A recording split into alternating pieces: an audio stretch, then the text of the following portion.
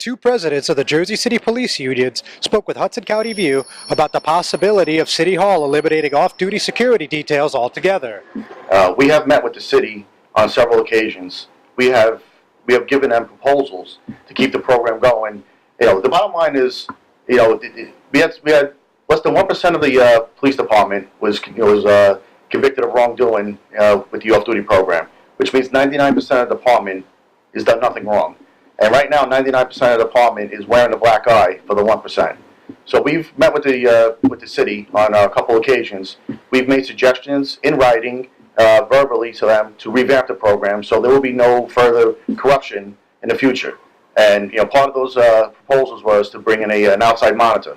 We asked for we proposed to bring in a federal judge, a retired federal judge, who would oversee the program to make sure there was no corruption. Really? They never responded to our proposal directly in writing. Just verbally, they just said that they were just going to do away with the program. There's never been anything in writing from the city. There's been no counter proposals. It's just basically a verbal. We're doing away with the program, and we obviously don't believe that's the smartest way to go. And just to add to that, that wouldn't be unique to Jersey City. There are other departments that do it that way, with either if you want to say a monitor, or they have a company that handles it. So it wouldn't be a unique thing, just as where Jersey would be the only one where we would be breaking ground on that. So it's done other places for different reasons. Today that whatever happened in the past with the off-duty programs won't happen again, at least not at the scale that we've seen in the past year or two.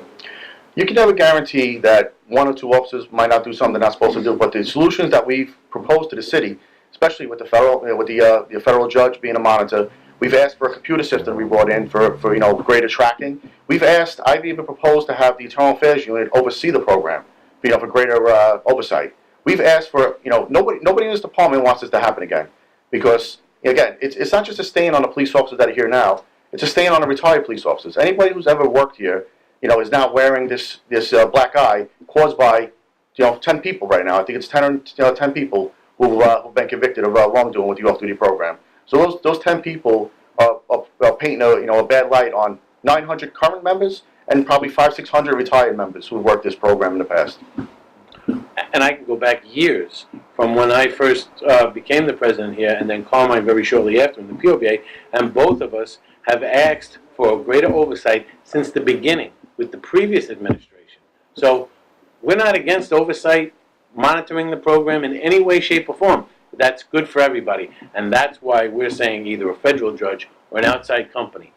They're effective. That's why people have brought it in. It works. And the other thing that the mayor, obviously, he said back then was this was going to ease the burden on taxpayers by eliminating the program. Well, number one, you have state police being hired. The state police get paid their overtime rate, which is basically $100 an hour. This is the complaints I'm getting directly from vendors saying, why do I have to pay state police $100 an hour? I'd rather pay you guys $50 an hour. And when you hire flag companies, the flagman himself might get $15 an hour, but the company itself is probably getting $50 to $60 an hour because they got to pay for insurance, administrative fees. There's no cost savings at all. It actually is probably costing more money for the vendors. So the mayor's argument that this is going to ease the burden on taxpayers is completely false. I'm John Heides with Hudson County View, the eye of the community.